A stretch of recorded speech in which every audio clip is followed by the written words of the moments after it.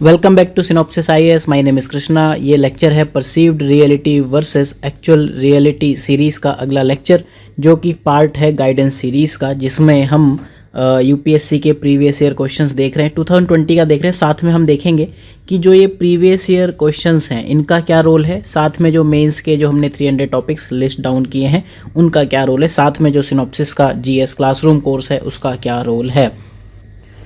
GS2 polity हम देख चुके हैं किस तरह से उसमें क्वेश्चंस रिपीट हुए, एंड GS1 हिस्ट्री भी देख चुके हैं। गवर्नेंस एंड सोशल जस्टिस जो कि GS2 का पार्ट है, उसमें टोटल 7 क्वेश्चंस हैं, जिसमें से 6 क्वेश्चंस आपको डायरेक्टली रिपीटेड दिखते हैं। जो एक क्वेश्चन है भी जो रिपीटेड नहीं है वो आप करंट अफेयर से कर सकते हो। तो जो हमारी परसीव्ड रियलिटी है वो ये है, ये हम कई बार डिस्कस कर चुके हैं, लेकिन एक्चुअल रियलिटी ये है कि प्रीवियस ईयर के जो या तो डायरेक्टली रिपीटेड है या ऑनलाइंस ऑफ प्रीवियस ईयर। इनफैक्ट जो न्यू एजुकेशन पॉलिसी है वर्ड बाय वर्ड रिपीट हुआ है, तो इससे ज़्यादा आप क्या क्वेश्चंस देखोगे। हम देखते हैं पहले क्वेश्चंस, फिर बाद में आएंगे इस एनालिसिस पर। पहला क्वेश्चन जो है गवर्नेंस का वो ये है। क्वेश्चन कहता है कि इंस्टीट्यूशनल क्वालिटी एक क्रूशल ड्राइवर है इकोनॉमिक परफॉर्मेंस का। तो आपको ये ध्यान रखना है, ये चीज़ क्वेश्चन नहीं है। बहुत से लोग इंस्टीट्यूशनल क्वालिटी पर आंसर लिखाए हैं। क्वेश्चन ये पूछा है कि suggest reforms in civil services for strengthening democracy. तो रिफॉर्म्स इन सिविल सर्विसेज को लेकर जो पहले क्वेश्चंस पूछे हुए हैं, आप यहाँ देखो कि यहाँ पर role of political and permanent civil services पूछा है। यहाँ पर फिर पूछा है कि क्या स्टेप लें जिससे बेटर फंक्शनिंग उनकी हो पाए।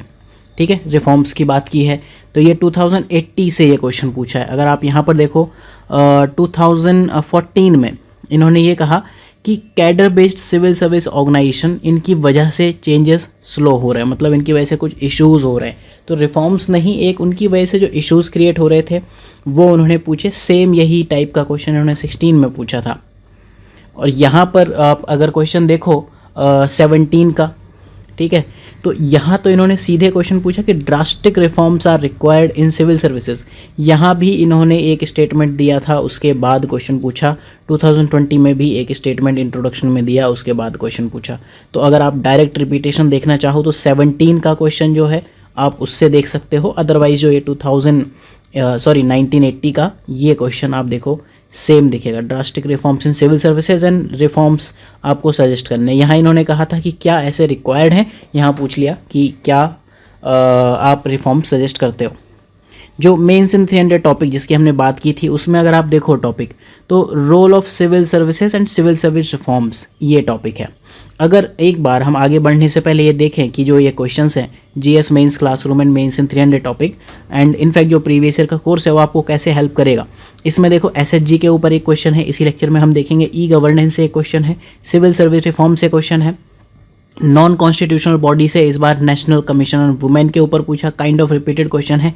हंगर से क्वेश्चन पूछा, देन यहाँ पर WHO से भी क्वेश्चन पूछा है, लेकिन हम उसे इंटरनेशनल रिलेशन में देखेंगे अगले लेक्चर में। और यहाँ इश्यूज़ रिलेटेड टू एजुकेशन देखा, डिजिटल एजुकेशन जो न्यू एजुकेशन पॉलिसी है उसके कॉन्टेक्स्ट में क्वेश्चन पूछा है। डिजिटल एजुकेशन से GS1 में पूछा है, 3 क्वेश्चन पूछे हैं एजुकेशन से। और यहाँ पर वल्नरेबल सेक्शंस को लेकर हेल्थ इश्यूज़ पूछे हैं। अगले क्वेश्चन पर आते हैं। अगला क्वेश्चन है कि emergence of 4th industrial revolution या फिर जो डिजिटल रिवॉल्यूशन है उसने इनिशिएट किया है ई गवर्नेंस को एक इंटीग्रल पार्ट ऑफ गवर्नमेंट को। अगर आप इस टॉपिक को देखो तो ये टॉपिक 6th टाइम रिपीट हो रहा है एंड 3rd टाइम इन अ रो। यहाँ पर 18 में आया, फिर 19 में, फिर 2020 में। अब आप इस क्वेश्चन को देखो, थोड़ा लैंग्वेज इसकी अगर आप पढ़ो कि emergence of digital revolution has initiated e governance as integral part. ठीक है, थोड़ा सा अप्लाइड क्वेश्चन दिखता है, राइट। मतलब ये क्वेश्चन पूछ रहा है, ये क्वेश्चन डायरेक्टली ई गवर्नेंस के ऊपर नहीं है, ये क्वेश्चन है 4th इंडस्ट्रियल रिवॉल्यूशन या फिर डिजिटल रिवॉल्यूशन के इम्पैक्ट के ऊपर जो ई गवर्नेंस पर पड़ा है, कि इसकी वजह से ई गवर्नेंस कैसे इंटीग्रल पार्ट ऑफ गवर्नमेंट बन गया। मतलब role of digitisation in governance या फिर रोल ऑफ टेक्नोलॉजी, मतलब कि फैक्टर या फिर एवोल्यूशन से क्वेश्चन पूछा है। 2018 का क्वेश्चन देखो, यहाँ भी पूछा, 2 चीज़ें पूछी हुई हैं। E governance is not only utilisation of power of new technology, यहाँ भी न्यू टेक्नोलॉजी की एक एस्पेक्ट पर बात की है, यहाँ भी न्यू टेक्नोलॉजी पर। तो आप इसे कह सकते हो रिपीटेड क्वेश्चन है। और नहीं भी अगर आपको लगता है रिपीटेड है तो ई गवर्नेंस एक ऐसा टॉपिक है जो एनीवेज हम तैयार करते ही हैं। कोई भी कोचिंग इंस्टीट्यूट ऐसी नहीं होगी जो आपको ई गवर्नेंस ना पढ़ाती हो। तो ये भी अगेन मेंस इन 300 टॉपिक्स है। तो ये रोल है इन टॉपिक्स को डिफाइन करने का, यही पावर है सिनॉप्सिस आईएएस की कि हम मिनिमम कंटेंट, मिनिमम चीज़ें आपको बताते हैं, उनसे ही क्वेश्चंस आ रहे हैं। अगला क्वेश्चन देखो, कॉन्स्टिट्यूशनलाइजेशन ऑफ कमीशन के लिए क्या क्या स्टेप्स रिक्वायर्ड हैं। इस चीज़ पर लगातार बहस चली है। एनसीबीसी का कॉन्स्टिट्यूशनलाइजेशन के ऊपर बात चली, देन आर्टिकल 338B जिससे आया, देन इसके बाद नेशनल कमीशन ऑफ वुमेन के ऊपर आया। तो ये क्वेश्चन है, एक तो क्वेश्चन ये वाला है कि कौन से स्टेप्स हैं। ये चीज़ आपको आपके नॉर्मल जो नोट्स हैं उनमें मिल जाएगी, चाहे वो सिनॉप्सिस का जीएस क्लासरूम हो या वहाँ पर भी मिल जाएगी, जो आपके खुद के नोट्स होंगे कॉन्स्टिट्यूशनलाइजेशन कमीशन का कैसे होता है। दूसरा क्वेश्चन पूछा है कि imparting constitutionality to NCW, national commission of women को अगर हम कॉन्स्टिट्यूशनल स्टेटस दे दें तो क्या greater gender justice and empowerment आ जाएगा। क्वेश्चन देखो जो पहले पूछा है इनसे, ह्यूमन राइट्स कमीशन में आपके NHRC, national commission of women, SC ST and OBCs पर कमीशंस हैं। 2014 में न्यूज़ में ये वाला था कि एनएचआरसी टूथलेस टाइगर है, वहाँ क्वेश्चन पूछा। और यहाँ अगर आप देखो लेटेस्ट क्वेश्चन ये 2017 and 20 national commission for women पर भी पूछा है। अब 2017 का अगर आप क्वेश्चन देखो तो ये पूछता है कि क्या नेशनल कमीशन ऑन वुमेन स्ट्रेटाइज या फिर प्रॉब्लम का सॉल्यूशन दे सकता है। तो ये डिबेट चल रही थी, तो वहाँ उन्होंने उस साल ये क्वेश्चन पूछा कि आंसर तो है यस, तो अपने आंसर के सपोर्ट में आप आंसर के सपोर्ट में आप अपने रीजंस दोगे। ठीक है, तो आंसर है हाँ दे सकता है। ठीक है, कैसे दे सकता है, उन्होंने कहा कुछ पावर्स प्रोवाइड करा दो। पावर प्रोवाइड करने के लिए क्या करो, कॉन्स्टिट्यूशनल स्टेटस प्रोवाइड करा दो। यही डिबेट चली है, दो बॉडीज़ को कॉन्स्टिट्यूशनल स्टेटस की डिबेट चल रही है पिछले 2-3 साल से, एनसीबीसी एंड एनसीडब्ल्यू। वही क्वेश्चन इन्होंने पूछा। यहाँ पूछा कि क्या वो ये प्रॉब्लम सॉल्व कर सकते हैं। इन्होंने कहा कि अगर हम इन्हें कॉन्स्टिट्यूशनल स्टेटस दे दें तो फिर वो प्रॉब्लम सॉल्व कर लेंगे क्या, बस यही क्वेश्चन पूछा है। तो आगे जो क्वेश्चन पूछेगा एनसीबीसी से पूछने के चांसेस हैं, तो ये आपको ध्यान रखना चाहिए। इस तरह की चीज़ें, ये क्वेश्चंस रिपीट होते हैं। तो यही पावर है इन ऐसे छोटे छोटे कोर्सेज या फिर छोटे छोटे टॉपिक्स की। अगला क्वेश्चन अगेन यहाँ पर आपको ध्यान रखना है कि ये माइक्रो फाइनेंस के ऊपर नहीं है क्वेश्चन, ये क्वेश्चन सेल्फ हेल्प ग्रुप के ऊपर है। जब भी ऐसे क्वेश्चंस आएँ जहाँ एक लाइन आपको इतनी बड़ी लिख दे, ठीक है, तो उस चीज़ का आप ब्यूटीफुली यूज़ कर सकते हो इंट्रोडक्शन के लिए। इससे ज़्यादा यूज़ मत करो, बेटर नहीं है। क्वेश्चन ये पूछा है कि evaluate the role of SHG in achieving the twin objectives along with empowering women in rural India. 3 चीज़ों के ऊपर पूछा है। ये ट्विन ऑब्जेक्टिव क्या है वो यहाँ दिए हुए हैं कि माइक्रो फाइनेंस एक एंटी पॉवर्टी वैक्सीन है जो कि एसेट क्रिएशन की बात करती है और income security of rural poor की बात करती है। इसमें 3 पॉइंट पूछे हैं, मतलब एसएचजी का रोल आप बताओ, एसेट क्रिएशन में क्या है, इनकम सिक्योरिटी में क्या है एंड वुमेन एम्पावरमेंट में क्या है। अगर आप डायरेक्टली इस क्वेश्चन को देखो तो 2014 में इन्होंने क्वेश्चन पूछा कि डेवलपमेंट प्रोग्राम में एसएचजी का क्या रोल है, राइट। यहाँ इन्होंने 15 में क्वेश्चन पूछा poverty alleviation and women empowerment programme, मतलब वुमेन एम्पावरमेंट तो सीधे सीधे रिपीट हो गया, and income security and poverty alleviation लगभग रिपीटेड चीज़ें हैं। 2015 के बाद इन्होंने 2017 में पूछा है कि एसएचजी का रोल डेवलपमेंट एक्टिविटीज़ में क्या है, गवर्नमेंट ने क्या मेजर्स लिए हैं। ठीक है, अगेन यहाँ डेवलपमेंट पूछा, यहाँ पर पॉवर्टी एलिवेशन, यहाँ वुमेन एम्पावरमेंट। तो डेवलपमेंट की जब आप बात करते हो तो कहीं ना कहीं एसेट्स की बात करते हो, एसेट क्रिएशन। डेवलपमेंट को आप कैसे मेजर करोगे, एसेट या फिर ड्यूरेबल एसेट। ड्यूरेबल एसेट से 2 क्वेश्चन आए इस बार यूपीएससी में, एक आया था प्रीलिम्स में जो कि एमपी लेड के ऊपर पूछा है, दूसरा एसएचजी को लेकर वो मेंस में पूछ लिया। तो अगर आप देखो यहाँ 3 चीज़ें पूछी हैं, asset creation, income security and women empowerment. Asset creation का आंसर आपको डेवलपमेंट प्रोग्राम वाले से मिलेगा and poverty alleviation and women empowerment यहाँ है। तो इससे ज़्यादा और क्या रिपीटेशन लोगे, आप कैसे कह सकते हो, मतलब ये आपको राइट्स भी कैसे मिलते हैं कि ये एक अनप्रिडिक्टेबल यूपीएससी है। अगला क्वेश्चन अगर आप देखो तो ये पूछा है हेल्थ केयर पॉलिसीज़ की बात कर रहा है। ठीक है, लगातार आपने देखा न्यू हेल्थ पॉलिसी की बात चली, इसमें वल्नरेबल सेक्शन के ऊपर अच्छी खासी डिबेट हुई। तो जो गायरेट्रिक एंड मैटरनल, गायरेट्रिक मतलब होता है ओल्ड एज, अगर आपको इंग्लिश में नहीं पता तो हिंदी वाला पेपर ज़रूर देख लिया करो।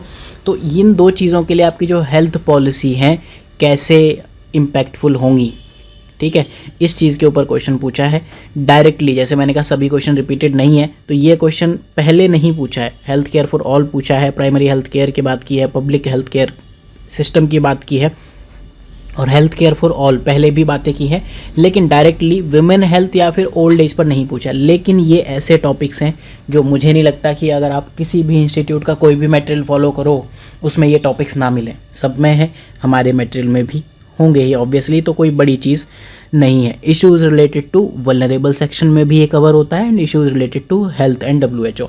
इनफैक्ट ये चीज़ें तो हमने PT में भी कवर किया, तो बाकी मेंस में तो छोड़ दो। तो इस तरह से जो क्वेश्चंस हैं जो न्यूज़ में हैं, अगर डायरेक्टली रिपीट नहीं होते तो जो न्यूज़ में रहने वाले टॉपिक हैं, एटलीस्ट हेल्थ में आप क्या क्या तैयार करके जाओगे, women health, children health, old age health, 3 चीज़ों को आप याद करके जाओगे, राइट। तो इस क्वेश्चन को भी आप रिपीटेड क्वेश्चंस की कैटेगरी में डाल सकते हो। अगला क्वेश्चन जो मैं कहूँगा कि नया क्वेश्चन है, प्योरली नया क्वेश्चन है, जिसका पहले से बहुत ज़्यादा लेना देना नहीं है, लेकिन अगर आप ढूंढना चाहो तो वो भी निकाल लोगे। क्वेश्चन जो पूछा है, आप ये ध्यान रखो कि एक तो इन्होंने कहा कि एनालाइज करनी है जो latest UN multi dimensional poverty index है, इसको आप एनालाइज करोगे।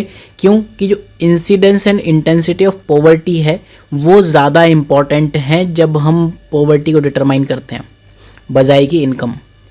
आज तक क्या होता है, आपने तेंदुलकर कमेटी पढ़ी होगी, इनफैक्ट लेटेस्ट जो नीति आयोग के भी जो रिकमेंडेशंस हैं या और कमेटीज़ हैं, ज़्यादातर उन्होंने इनकम के ऊपर कही है। किसी ने 27 रुपीज़ की बात की, किसी ने 50 रुपये, ठीक है।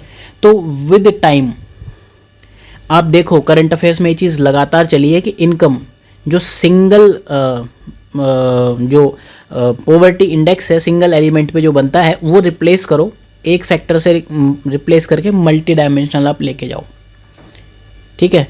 तो ट्रेंड आप अगर UPSC का देखो तो इंटरनेशनल इंडेक्स को एनालाइज करने का है। मल्टी डायमेंशनल पॉवर्टी इंडेक्स आया ही इस वजह से है कि सिर्फ मनी को ना देखा जाए पॉवर्टी एस्टिमेशन में। और आप इसमें परेशान इस वर्ड से मत होना कि इन्होंने तो लेटेस्ट वर्ड की बात कर दी है। इस वर्ड से परेशान इसलिए मत हो क्योंकि 4 से 5 साल अगर आप देखो तो हमेशा मल्टी डायमेंशनल पॉवर्टी इंडेक्स की ही बात चल रही है कि हमें ये लेकर आना चाहिए। इनफैक्ट जो सोशियो इकोनॉमिक कास्ट सेंसस है SECC, उसमें भी 7 फैक्टर्स थे जो मल्टी डायमेंशनल पॉवर्टी की कहीं ना कहीं बात करती है। तो अगर आप ये क्वेश्चंस देखो, पॉवर्टी पर लगातार क्वेश्चंस आए हैं। और अगर हम पॉवर्टी डिटरमाइन की ही बात करें, पॉवर्टी डिटर्मिनेशन पे, तो ऐसा नहीं है कि ये क्वेश्चन कभी पूछा नहीं। पॉवर्टी एस्टिमेशन पर पहले भी क्वेश्चंस पूछे हैं, क्राइटेरिया क्या अडॉप्ट किए गए हैं, ठीक है, और इसके हिसाब से कितनी जो इंडिया की पॉपुलेशन है वो पॉवर्टी लाइन के नीचे रहती है। बाकी अगर आप पॉवर्टी और हंगर से क्वेश्चंस देखना चाहो तो भरे पड़े हैं, पॉज करके आप देख लेना। यहाँ स्पेशली ये वाले क्वेश्चंस अगर आप ध्यान दो कि ये वाली चीज़ है, पॉवर्टी अभी भी बची हुई है, तो काइंड ऑफ ट्रेंड अगर आप ऑब्जर्व करो तो पॉवर्टी से लगभग हर 2-3 साल में क्वेश्चन आ रहे हैं। 15 में आया क्वेश्चन, 16 में आया, 17 में 2 क्वेश्चन आए, 18 में आया, 18 के बाद 19 में आया, 18 में 2 क्वेश्चन है। इसके बाद लेटेस्ट आपको देखो 2020 में भी 3 क्वेश्चन हैं। पहला क्वेश्चन जो हमने GS1 में डिस्कस किया था, कोविड से रिलेटेड, ये क्लास इनइक्वालिटी और पॉवर्टी, ग्लोबलाइजेशन का इम्पैक्ट ऑन पॉवर्टी भी हमने देखा, वो भी रिलेटेड क्वेश्चन ही है। इस तरह से क्वेश्चंस आपको दिखेंगे। तो ये चीज़ें जो यूनाइटेड नेशन की ये जो रिपोर्ट है मल्टी डायमेंशनल पॉवर्टी, वो कवर की हुई है, हमने भी की है, हर एक कोचिंग शायद कवर करता ही होगा, इतनी कोई बड़ी रिपोर्ट नहीं है। अगला क्वेश्चन नेशनल एजुकेशन पॉलिसी के ऊपर पूछा है कि ये STG 4 के साथ कन्फर्मिटी में है। ये रिस्ट्रक्चर और रीओरिएंट करने की बात करता है एजुकेशन सिस्टम को, इसको एनालाइज करो। अब न्यू एजुकेशन पॉलिसी की अगर आप बात करो, कितना डायरेक्ट रिपीटेड क्वेश्चन है। 86 में न्यू एजुकेशन पॉलिसी आई थी, वहाँ इन्होंने क्वेश्चन पूछा। 79 में पूछा डिज़ायरेबल चेंजेस क्या है, न्यू एजुकेशन पॉलिसी लानी पड़ेगी। बाकी आप क्वेश्चंस देखो, ये एजुकेशन के वो जो पूछे वो तो ठीक है, लेकिन जो ये वाला क्वेश्चन, ये वाला डायरेक्टली आपको दिखता है कि न्यू एजुकेशन पॉलिसी से रिलेटेड है। अब 2020 में 3 क्वेश्चन पूछे एजुकेशन को लेकर। 1 is digital initiative, another 1 is national education policy. Again यहाँ पर नेशनल एजुकेशन पॉलिसी है, GS4 में पूछा, एक GS1 में पूछा, एक GS2, एक GS4 में। तो ये इतना इजी क्वेश्चन है कि हमने इनफैक्ट टेस्ट सीरीज़ में भी ये क्वेश्चन डाले थे, ठीक है, कि नेशनल एजुकेशन पॉलिसी की ग्रोइंग ऑनलाइन लर्निंग के कॉन्टेक्स्ट में आप बताओ, यही क्वेश्चन यहाँ पूछा है, ठीक है। इस तरह से अगर आप लॉजिकली क्वेश्चंस खुद भी फ्रेम करो या कोई भी इंस्टीट्यूट फ्रेम करे तो क्वेश्चंस हमेशा आपको रिपीटेड दिखेंगे। और बहुत ज़्यादा आपको फालतू वेग क्वेश्चंस करने की नीड नहीं है। अगर आपको करने हैं तो पहले यूपीएससी के क्वेश्चंस करो। हमने देखा GS2 में 2 क्वेश्चन छोड़ दो तो 18 क्वेश्चन तो आपको ऐसे दिखते हैं जो डायरेक्टली प्रीवियस ईयर से रिपीटेड है। अभी हम आगे भी बात करेंगे यहाँ पर WHO आप देखोगे यहाँ टॉपिक हमने डाला हुआ है। मेंस इन 300 में साल भर WHO को लेकर डिबेट चली है, issues related to health and WHO, तो यूपीएससी ने वो पूछा। अगला जो क्वेश्चन है हम ये डिस्कस करेंगे डेफिनेटली, लेकिन अगर आप ये देखो इंडियन डायस्पोरा सीधे सीधे इसमें 16 में क्वेश्चन पूछा था, इससे पहले लगभग सिमिलर क्वेश्चन, बस इस बार इन्होंने अमेरिका और यूरोप के कॉन्टेक्स्ट में पूछ लिया। यहाँ क्वाड के ऊपर पूछा, क्वाड लगातार मतलब इससे ज़्यादा कोई चीज़ अगर न्यूज़ में रही है इंटरनेशनल रिलेशन में तो शायद वो बेल्ट एंड रोड इनिशिएटिव है बस। तो BRI का काउंटर क्वाड है, क्वाड के काउंटर में BRI चाइना बढ़ाता जा रहा है। या Indo US deal, Indo Russian defence deal, लगातार ये चीज़ न्यूज़ में रही है। तो ऐसा कोई टॉपिक तो है नहीं जो आपको तंग करे GS2 में। तो इससे पहले कि अगर आप जो फालतू टेस्ट सीरीज़ है या फालतू के डेली के क्वेश्चन आंसर राइटिंग है उस पर जाने से पहले जो 18 आउट ऑफ 20 जो ट्रेंड पर क्वेश्चंस आ रहे हैं एटलीस्ट उनको आप सॉल्व करके ज़रूर जाओ। तो अगर आप फ्री में ज्वाइन करना चाहते हो तो आप मेंस इन 300 टॉपिक्स की टॉपिक लिस्ट देख लेना, वो आपको मिलेगी स्पेशल कोर्स में, ठीक है। तो आपको ये टॉपिक्स तैयार ज़रूर करने। मेंस इन 300 टॉपिक में आप टॉपिक लिस्ट देखो, जो ये टॉपिक्स हैं इन्हीं टॉपिक से क्वेश्चंस आ रहे हैं लगातार। आप ये पेज विजिट करके देख लेना, हम पूरा पेपर डिस्कस करते जा रहे हैं, ठीक है, जो करंट वाले टॉपिक हैं। और इसमें आप ध्यान देना कि current affairs and contemporary issues की हम बात करते हैं। और GS का अगर आप कोर्स ज्वाइन करना चाहो तो जो भी GS के कोर्सेज हैं उसमें आपको एक चीज़ अश्योर्ड है सिनॉप्सिस की साइड से कि जिस दिन आप कोर्स ज्वाइन कर लेते हो उस दिन आपको कोई और बुक रेफ़र करने की नीड नहीं पड़ेगी। तो मिलते हैं अगले लेक्चर में जहाँ पर हम डिस्कस करेंगे इंटरनेशनल रिलेशन के ऊपर, फिर उसके बाद GS3 पर आएंगे।